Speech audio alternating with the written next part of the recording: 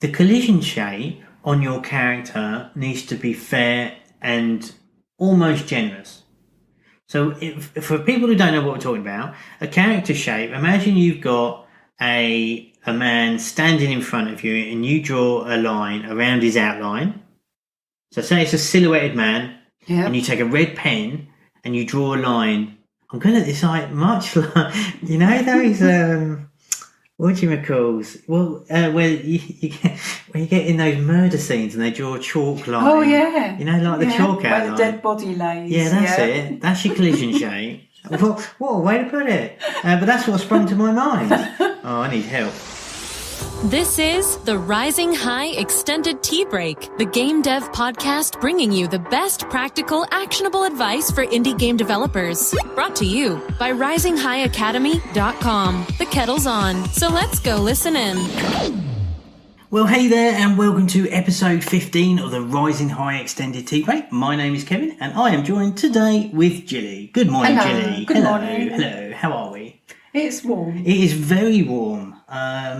We had snow about 3 weeks ago. Yeah, and now we're baking. It's bonkers, but typically English as we are, we start off with talking about the weather. So let's move this swiftly onto the game development podcast that this is. And what are we talking about today? We're going to go for some game polish today. And the 5 aspects you need to know about polishing your game. So, what is game polish? What do you mean? What is game polish? I don't know. You started this. When it's game polish? Oh my god! So yeah, game polish. Game polish. This is such a beefy topic, and one that I would normally avoid.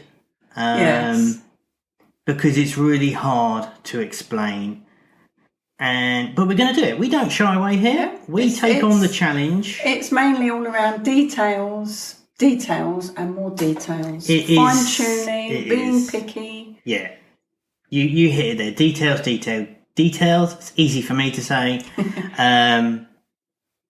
Polish. Yeah. Okay, right. So we're going to approach this in a list, yeah? We have got a list. Okay. Yeah.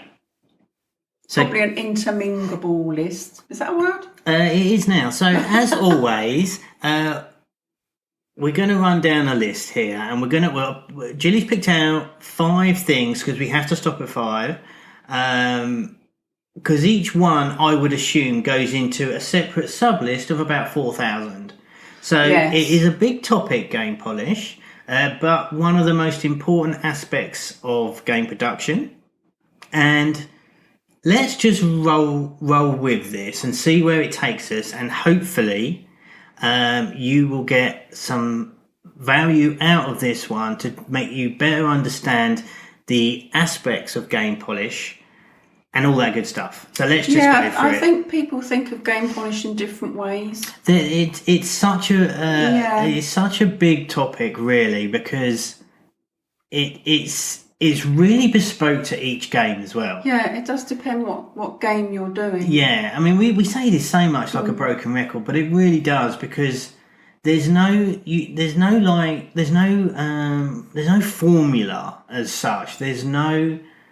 It's kind of a general tick list, isn't it? But there's no do this, and do this. It's all completely dependent on the aspect Yeah. of your game and the content within your game and the way your game is set up and what your character is doing and what type of genre it is. But there is overarching principles which we're going to go through. So let's just go through it, Jilly. Okay, number 1, 3 words: controls, mechanics, and feel. Control. I would have put that around the other way. I would go. Feel first. I'd go feel first. Yeah. So feel. How does your game feel? Now that is a huge thing in of itself, because it's when someone picks up your game, how does it feel? You could have a completely, for the coders out there, your code could be beautiful. It could be the perfect code in the world. It could all be all commented.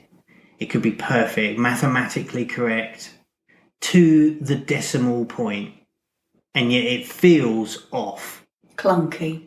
Clunky, great word. It feels clunky. So when we talk about the feel, it's how does it play, and how do the objects interact with each other? It's kind of like what makes a good game and a bad game, really. Yeah, it's playability, isn't it? Yeah, playability. Yeah, absolutely. So, does it feel nice to play? That's right. Is it satisfying? Or do you get to a point in the game where you think, oh, it's going to go really weird now because it went clunky last time? Yeah. So imagine you've got. Let's get an example here. So we need an example to put some context into this. So what sort of game? We should really prepare these. Julie's looking up in the air, looking at me going, oh, don't do this to me. We need an example here. But let's do it because we just roll here. You put the point. And just to say, for anyone who's listened to us for a fair while, thank you. Hit the subscribe button, all that stuff. But what my point was is that Julie puts the points together and then we sit down and have our non-tea break without the tea. True. So we're just running at this, and hopefully it will make some sense. I just wanted to put that in there because we don't come up with these ideas. We do it as a conversation, and that's why Jilly's looking at me saying, "Don't give me an example," because we can never think of anything good. Anywho's, so let's come up with a game like, I don't want to do platformer because we've done that a ton. What about? I'm just trying to think. What about a shoot 'em up? Okay. All right. So, what games have we got? Heck, what about Space Shooter? Right, Space Shooter game. So everyone knows a classic space. What about? I was going to say Space Invaders. Let's do Pong. Let's do Pong and see where we get. Okay. Oh no! I tell you what. Okay, this is a car crash already. Let's go Breakout. Or what's the other word? Arkanoid. Oh, yeah. Whichever sort of, whatever age you are. Breakout was the original one, I remember, but Arkanoid. So everyone knows the Breakout, hopefully. You've got the paddle down the bottom, like Pong. It's a classic brick breaker game. So, playability. When you move your block at the bottom of the screen, like the Pong paddle. Like a paddle, yeah. Yeah. How does that feel? Right? Does it move smoothly? Yeah. Or are the controls kind of cranky and are they off? Does it feel smooth? Responsive. Does it feel responsive? Right? Does it move when I want it to move? That's right. Or does it kind of get stuck? That's every it. Now and then? And that really encompasses the feel. And one aspect of polish, which is your mechanics. You know, everyone almost feels that polish is entirely visual, and that's incorrect. The feel is a massive one. That's why I said when we said it, I think I put that at it's kind of a sub one. Front, yeah, I put that at the front because how does it feel? Now, like I was sort of going back to the code thing, the code might be perfect, but it could feel rubbish, even though it's like correct or whatever. Mathematically correct. Yeah, so how does it feel? And as game developers, we have to be really, I can't think of the word, it's just gone, like self-critical here. We have to be really honest with ourselves and... Well, it's like if you were building that game and 50% of the time the paddle was responsive and the other 50% of the time it gets stuck. That's right. So it's your call whether you think, well, yes, not really very good. But it works now and then. Yeah. Oh no. Well, I'd flip that again. Sorry to completely disagree with you so far. I think you're right, but I'd go the other way. So it's like it's okay 90% of the time, but 10% is a bit off. Okay. And that's where the polish comes in because it's like no, it has to be right all the time. Yeah. See, a lot of people go, oh, it's okay. That will do. Yeah. No. It won't do. No, this is the polish. And that is the difference between a polished game and an unpolished game. Right? So the feel for me is all about the controls and the mechanics, as you rightly put at the top, just slightly. Does it feel good? If you've got, let's take another example as a platformer, because that is a good example, regardless of it being done to death. When your character's jumping, Does he feel like he's jumping right? Or does he sometimes like... I see a lot of the Geometry Dash games, actually, that when you almost know... how do you say that one? Geometry Dash? That's the one? Yeah. Man alive. Okay, so you all know that kind of game. I was going to say it's Monday, but it's not. You haven't got the excuse of saying it's Monday. So Geometry Dash, right? So you got a Geometry Dash game, you got the cube moving along that platform, and I see a lot of these games where they have like they've got an obstacle they've got to jump over, but sometimes when you don't jump over it, the game sort of shudders and stops, and the game's still moving, but you're sort of stuck behind that thing. And it feels really, really clunky. Oh, I think I know what you mean, yeah. So imagine you've got the little square going along, he's got to jump over another square, but he just mistimes it, and so he hits it, and the game carries on, but the character moves. And your cube is stuck. Yeah, it moves. Yeah. It keeps in the same position, and it looks all awkward and clunky. And those are the sort of things that you need, where the polish comes in to ensure that doesn't happen. Now, we had an easy fix, because we've done one of those games, we had an easy fix. So if you didn't make the jump, you're dead. Yeah. Now, that was pretty harsh, but that fixed it. Because it never felt like that, and that's why we did it. So you don't get stuck. Yeah, I remember when we built that, when we were play testing it, then it got stuck. Yeah, it's like, no, you can't do that. It's really clunky. So that's the feel of the game. So you've got the Pong paddle, or breakout paddle, whatever we're calling it. How does that move slightly nice? Is that controllable? Sometimes it doesn't... Do you feel cheated at any point here that, no, I moved that and the thing got stuck? Yeah. Because that is terrible. You can't cheat your players through poor mechanics. And that is super critical, because that is one reason why people will just like throw your game out. You notice the difference too. I mean, once you've played quite a few games like that, and maybe some you've played are a little bit clunky, when you do actually play one and it's smooth, you really notice it. Yeah, you do. You really, really notice it. And that's the first thing you or I will say, that this is really smooth. Yeah, I mean, there's often games that we play going, oh man, the gameplay is really smooth and switched. It looks terrible, in our opinion. Yeah. For my taste. Yeah, but the mechanic of it is but the mechanics lovely. are really great. It just needs better graphics. Yeah. And of course, just for my taste, I should say, that, you do you and all that. I've also played a lot of breakout games that Have you? are kind of maybe not too good, where, as we said before, the paddle gets stuck. Yeah. And you're quite enjoying it, and your hand is sliding across the screen, your finger is sliding across the screen, but your paddle is kind of says, no, I'm not. No, I'm staying here for a bit. Yeah, that's right. But that's you feel cheated, and you lose confidence. Yeah. You lose confidence in the game controls. And you just think, oh, hold on a minute. And the thing is, like we say, there's so much competition, there's so much choice out there. And especially because there's no barrier usually for download, it's all free. Yeah. So I'll just go to the next one, thanks. Yeah, that's right. That is a pretty important one. Now the other one, if we go back to like the space shooter one, when you're firing a gun or something, does it have recoil on it? Yeah. And this goes back to the details a bit, but it still encompasses the feel and the mechanics.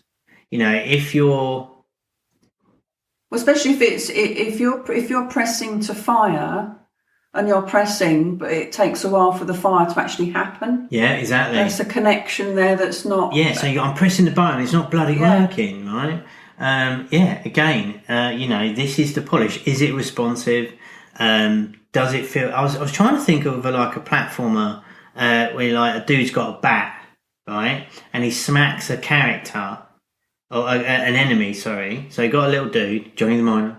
I had to get in there. Just Johnny the Miner swings his pick, but when he hits the dude, right, the enemy, the pick recoils a little bit. Yeah. Right, so that kind of shakes a bit. Yeah, so normally you could have just swings the... So straight away you've got a feeling that his axe is quite heavy. That's right. So what happens is, normally you just swing the pick and he kills the enemy, and that's great. But you add that little recoil, you add that little bit of shudder, See, so he becomes a mean Johnny the Miner. He does. Don't mess with me. He is double R'd. So yeah, that's the sort of feel there. So it's the responsiveness of the controls, and you've got to be really harsh on yourself with this. Like I said, we've seen games that the graphics aren't so hot for my taste, but the controls are great. Now this is coming back to this. This is kind of like slightly aside, but this is why. The old Atari games and that, you see, they're such simple graphics, but they play really nice. Play good. Now that's slightly different than polish. We're sort of going off a little bit on there, but that's the overarching sort of thing about it, is the fact that it doesn't have to. It needs to, the feel and the controls and the polishing of that to make it as best as you possibly can will out trump most other things in your game. It needs to sync up. It does. Okay. Oh, you're doing all right so far. Well, you know, that was number one. Two. Oh, okay. Number 2, user interface. Okay.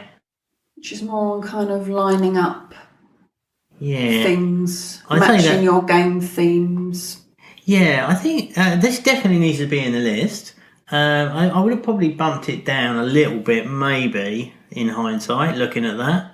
I reckon that the interface... Okay, sorry, I totally went on my own track there. User interface, of course. So user interface, and this comes back to the controls a little bit. So your UI, or your user interface, normally has buttons on it. Yeah.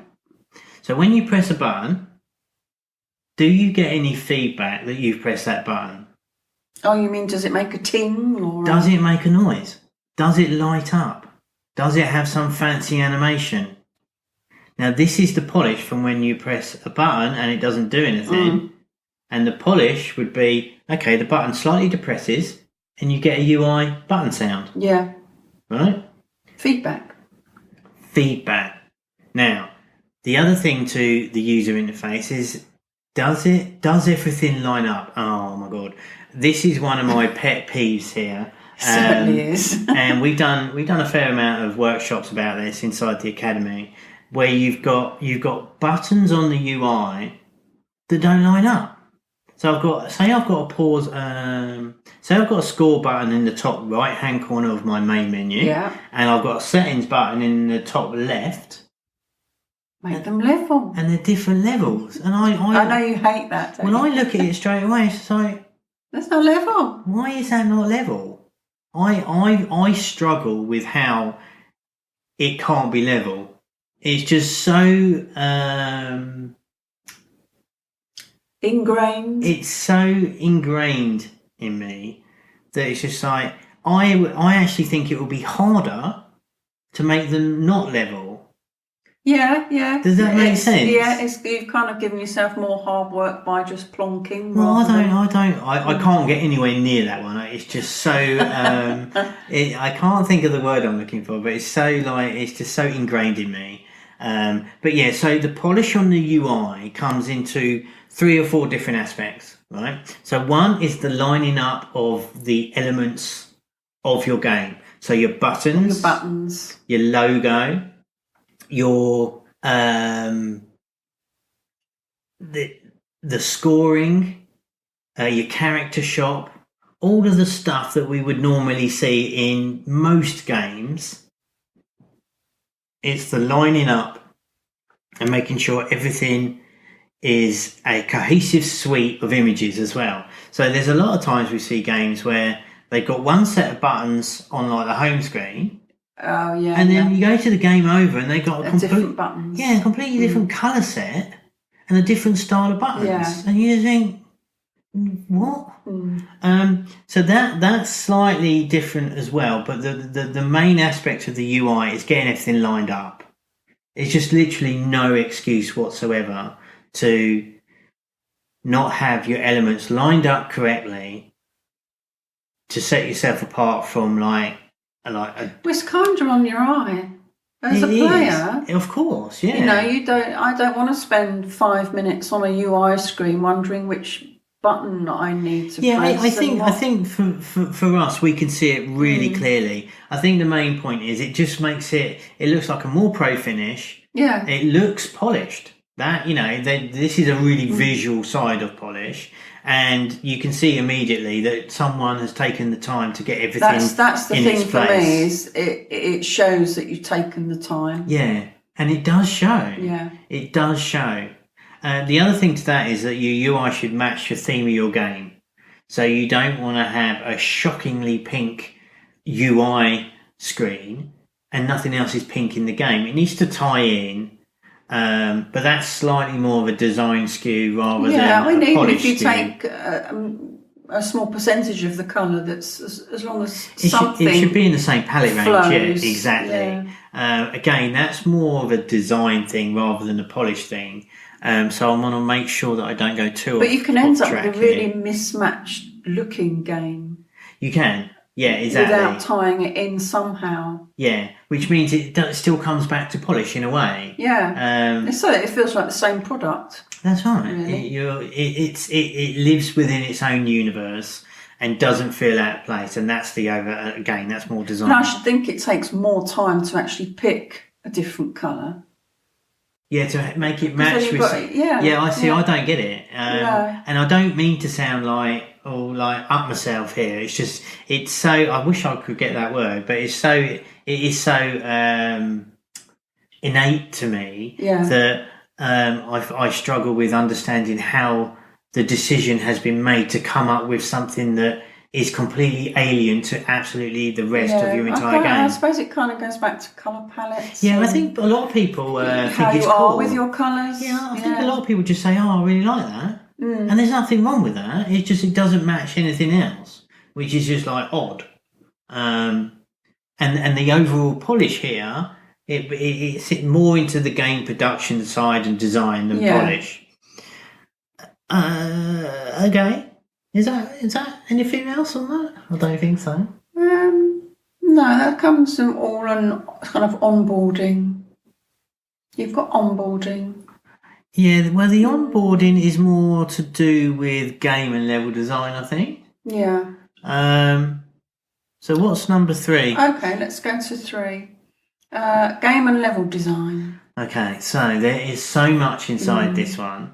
You just mentioned onboarding, so let's jump straight to the onboarding. Okay. So polishing up on... This comes back, this sort of weans its way somewhere into the user experience. So when someone comes into your game, you want them to have a really fluid and satisfying and nice experience. Now, the first thing they do normally is just like, okay, here's my game. How the hell do I play and what is it? Right, and that needs to be addressed straight away, and that does with your onboarding. Now, your onboarding can go really quickly. Just say, right, tap to jump, reach the goal, happy days. Well, it depends what your game is again, doesn't it? The polish here is more in the transition of how that onboarding works and how that flows between pressing the start button and transitioning into what will be like your first level or whatever. Right, so there's an element of polish to that one. Now, when we're talking more about the core of the game, we're normally looking at, there's about 3 or 4 things here I would say we should really focus on with the polish inside your actual game. One is collision detection, right? The second one is the object placement. You have scene transitions, and then you also have what would be pretty much the character and environmental feedback. Okay, so let's deal with the first one. Collision shapes. Collision shapes. Yeah, you don't want to die before you get to the rock, do you? Well, here's the thing. The collision shape on your character needs to be fair and almost generous. So for people who don't know what we're talking about, a character shape, imagine you've got a man standing in front of you and you draw a line around his outline. So say it's a silhouetted man, and you take a red pen and you draw a line. It's like much like, you know those whatchamacalls? Well, when you get in those murder scenes and they draw a chalk line. Oh yeah. You know, like the chalk where outline. the dead body lays. Yeah, that's it. That's your collision shape. What a way to put it. But that's what sprung to my mind. Oh, I need help. Anywho's, so that, imagine your collision shape is that chalk outline. Yeah. So when anything collides with that chalk outline, something will happen. That triggers an event. So someone hits you, and that's where your game tells the game to do something else. Right? Make sense? So the collision shapes need to be generous enough. So if you've got, imagine that chalk line, but say that's way bigger than it actually is. Okay. It means that something could happen before it hits you. Okay. So it gives you time to react. So you could bump into something and visually your character didn't actually hit it. Okay, I think I get what you mean. Does this make sense? I think so. So I'm Johnny the Miner. He's walking along a floor. He's just walking. He's got his pick on his shoulder.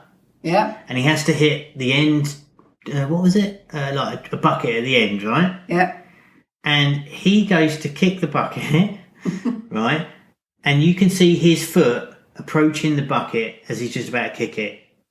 But your collision shape is too big, so the bucket moves before he's actually physically hit before it. You see him hit it, which means it's off.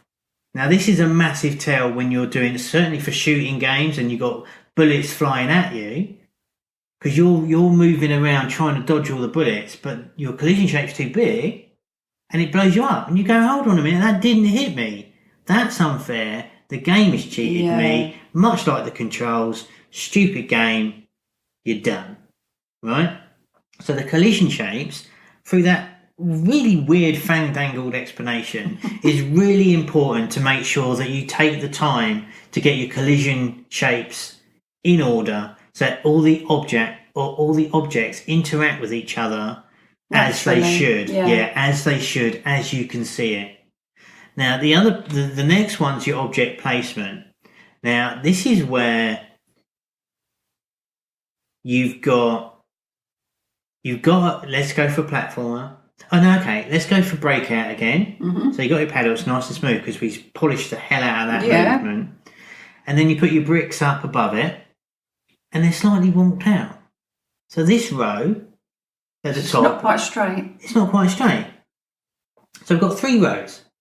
First row, perfect. Right? Next row, it's okay. It's perfect again. And it's like 5 millimeters above the one below it. Now the one above that is like 7 millimeters and slightly off. Right? So it looks completely wonk from the start. So it looks wonk. Now you say, well, it's only 2 millimeters. Is it? Yeah. But it's off. And most experienced game designers, it's just visual. It's you visually, can see it right. immediately, and it's really important. And this is the polish. It's only 2 millimeters. Come on. I mean, what are you talking about? No one notices. Yeah, they do. And I tell you what, I notice, and the big publishers notice, and that could be the difference between getting a deal and not. And that's the rub. And that therein lies the polish. You have to be picky, like what you said it, first of all. Details, details, details. This is a concrete example of why and how not to polish and to make sure that your game is polished to get that 2 millimeters into your game and get it perfectly correct. I don't know what it is. I don't know whether it's because people get tired. I think there's an element of that. They just think no one's going to notice. I think there's an element of that as well. You just need to do everything you can to get the game to look as good as it can. Yeah, I think I was deep in thought there because I remember talking to Trey on this on I don't know what number that was, a special spotlight interview. Trey Smith of Billbox, CEO, top guy, super successful game developer. We spoke briefly about this on the interview, and he said something that changed my thoughts on it, and I've completely forgotten it. So really bad on me. It was something along the lines of, I'm not sure that people don't see it. I'm just not sure they know how important it is, and it might be something like that. But that is the difference. Now the other thing here, so that's the object placement. So say you've got the ground, and you've got Johnny the Miner. He's walking along the ground, and you've duplicated a load of objects to create a ground plane or whatever, or stairs. And some are off, and this one's not quite the same level as that one. Yeah. And it's all this stuff, and it doesn't have to be the same level. But if by design that you want it to be the same level, then it should be. Yeah. So the next one really sort of goes hand in hand with that, and that's scene transitions. And this is where you'll jump from scene to scene, but there's some misalignment again. Oh, okay. So say we've got an infinite runner or something, or an isometric runner, and you're running along the plane, and then in your development tool, you introduce a new visual aspect to the game. So say you're running on black tiles, and then you go into a white zone. Okay. And everything's going to line up, but the white zone is slightly lower than the black zone you're just running. Oh no, it's slightly higher. So as he's running, there's a little blip. You ever see that in games when the character's running, he just like nudges up a little bit because it doesn't join up properly? That's your polish. I don't like that. That's kind of lazy to me. You said clunky, and that's right. That's how it feels, and it goes back to the controls and the feel. And yet, that's the visual side of it. So he jumps up a little bit, and that's the difference between the polish and not polish. Oh, but I'm knackered. I'll be honest. This is such a big topic. There's so much that goes into it. I just hope we haven't wandered off too far. So what? Is that number 2? No, number 3. That was 3. Let's go to number 4. Number 4, sound, music and audio effects. Oh, yeah. Now, this is super important. Now, this is mainly kind of feedback, isn't it? It is feedback. Yeah. So when you're doing sound design in your game, everything. If you got something, say it's a more of a okay. Right, so the obvious one is the UI feedback sounds that we've covered already. Yeah, button sounds. So you said it, feedback. It's all about feedback, this. Your game music should really tie in with whatever happens on the UI as well. So you don't have a rock intro and then a hardcore techno game thing, right? That's weird. But mostly it's sound effects, I think. So when I press the button to shoot my spaceship thing, does it make a sound when I shoot? And does the enemy blow up and make a sound? Yeah. Do you have an explosion sound in it? Yeah. Now, the difference here as well, now this is where the polish can come in. I think this is a good example, okay? So I've got my spaceship and I shoot my regular gun, which is a little red laser beam, right? And it makes a nice, soft shooting sound. But then I pick up a power-up and I get a double, triple super nuke gun. But it makes the same sound. Yeah. Now, I've seen this in games. If you've got a bigger gun, you need a bigger sound. You need a bigger sound. Gonna need a bigger sound. Needs to fit. Now, the same is true for enemies. So I'm killing the little invader dudes, and then the big boss comes in, right? So when the big boss explodes, he makes a bitty little.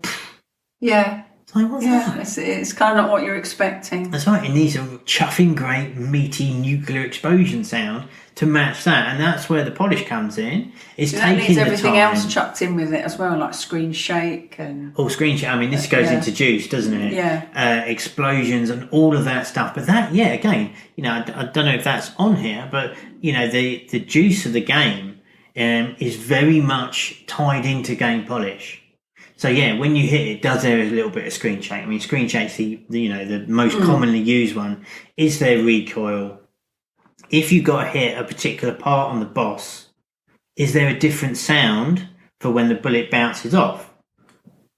Is there a different sound when you hit his eyeball or whatever it is you're going for? Excuse me. I've got a, especially if you've got big bosses and things in your games, where it's nice to kind of have a specific sound for them that kind of plays before he appears. Exactly. So you kind of get this boss. You know, something's coming. This boss one is a great example. So you get to an end of a level, then you've got a big boss coming in. Now, on an unpolished game, it will just come in and it will be the same background, no feedback on the audio, no feedback on the visual. It just comes in and there's the big boss. Now, on a polished game, you'd get that warning, and then everything would go dark. Then you get new music. Then you'd have a bit of screen shake. And then you probably get a new audio thing for a boss level audio sound, music track. Yeah. Maybe some beatier, intense heartbeat type music, right? Then you'd start shooting at him and there would be sparks and there would be all sorts of things going on. Think of a mad like shmup, right? But that's the difference. And that is huge. And that turns your normal, like regular game into a highly polished game. Exciting one, yeah. Details. All right. What we got? I don't know where we are. Did we mention pick-up coins as well there? Oh, yeah, so pick up, so like the polish on that, like when picking up a coin, yeah. So you pick up a coin, get your sound, and you'd also get like a little spray coming after that. So you picked up the coin. Or maybe you see this quite like the coin, you pick up the coin and then it sort of flies into your score. Yeah, that's nice. Like a magnet type thing. Nice. Polish. Now the coin could just disappear and 1 point could be added to your coin total, or it could make the sound, do a little explosion like pickup animation, and then magnet into your score thingy-mabob, right? And that's your polish. Exactly. That's nice. Yeah, more work. It's always more work. But this is the difference. Now that's quite a good example, really, because there's quite a lot of aspects in that. So player A picks up coin, job done. Now we've added a sound. We've added an animation, then we've had an additional animation. So what one action could turn into 4. Yeah. But yeah, that's the difference in the polish. I don't know, Gilly, I'm lost in it. What? I think we're at number 5. The overall experience loop. Oh yeah, I read that. You did? All by myself. So I've come up with the overall experience loop, and this is how I want to end off the polish thing today. Because this is what we do, and I've never really thought about it or written it down anywhere, or talked about it really, but this is the overall experience loop for me is this. It's like doing all the stuff that we've talked about today, and the polish comes, we polish as we go, generally speaking. Yeah. But there is still a lot of things. I think we polish as we go because we know at the end of it, there's going to be a ton more polishing. Yeah. So while you're kind of building out, you're kind of trying to build in the base polish. Exactly. Lining it up, blah, blah, blah, blah. Yeah, I mean, for us, the polish would come as adding the nice-to-haves, right? So the bottom line is, this is the overall production value of your game. And the overall experience loop is the different rounds of polish. So we get our base polish in. And for me, being a perfectionist, it's what I call the 87% done rule. Okay, so the last 10% of your project is going to be the hardest 10% grind. Yeah, it's like almost twice the work to get the last 10% of your project done. So never head for that 100% because you're going to fail. It's never going to be perfect. It's just never going to be perfect. Well, that last 10% is hard. It depends what it is as well, because that's that 10% that you realise now needs to go in. It means you've got to go back. This is why we polish as we go. Yeah, because it's saves too. Time at the it's end too of the much. day. It's too much. It's too much. Especially if you've got a long list and you've maybe tweaked something and you think, well, I've got 16 other characters now. Yeah, exactly. Now this is different from a snag list or bug fixing. This is the polish list, the overall experience loop. So then we go revisit, and we normally play with fresh eyes. Yeah. So this last 10% is really difficult, and being a perfectionist, I've knocked 3% off. So it's when you're at your most tired as well. That's right. Yeah. So we're never going to head for 100% because nothing is ever going to be perfect. It just isn't, ever. So you slap off 10% to curb my perfectionism.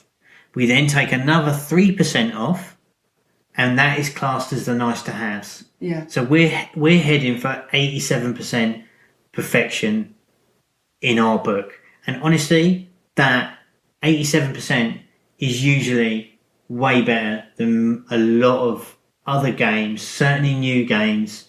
They're 100%, or what they think is 100%. Now, again, that's not meant to sound detrimental to anybody, but I know when for us as an indie studio to release our games, you got to finish your game, you got to publish your game, got to finish your game, and by this structure here that pertains especially well to the final stages of us building our games here, the 87% rule works, and it means we can ship. Now, that leaves 13% of the project that I'm sorry, I was just thinking, if we had to get to 100%, we'd never finish a game because you're a nightmare. We would, exactly. So this sounds all fancy-pantsy, but we are here to give you practical advice, and I have found from doing our studio here, this works for us. 87%, that's what you should be heading for. 10%, you're never going to, you just take that out. You're never going to be anywhere near. 90%, take 3% off, and that will be the nice to haves polish. So I'm at that boss, right? And he's got all the different sounds and the bullets. But I always wished if he could have just had that extra particle thingy-mabobby. Or I really wanted something to fly in behind him, or add some more rocks, or do this and add that and keep he could fussing. go on forever, yeah. That's your 3%. Take that out, deal with it. If your game does well, you can always put an update, and you can work on adding some more, that kind of stuff. Yeah, you can always again. do that and extra fine tune everything and add more. You just never stop. Yeah. So the 87% overall experience loop looks something like that. Now once you're there, you do it again. Fresh eyes, replay your game. Then it's an eyeball snag fixing / oh, hold on a minute, we've got all the button sounds in on the UI, everything's looking great, hit settings, damn it, I forgot the music button sound. Yeah. So this is where you're picking up the snag fixes. Yeah. But that's the loop. You keep going back, you revisit stuff, you revisit the screens. So like, that's where you could have a kind of a checklist for yourself.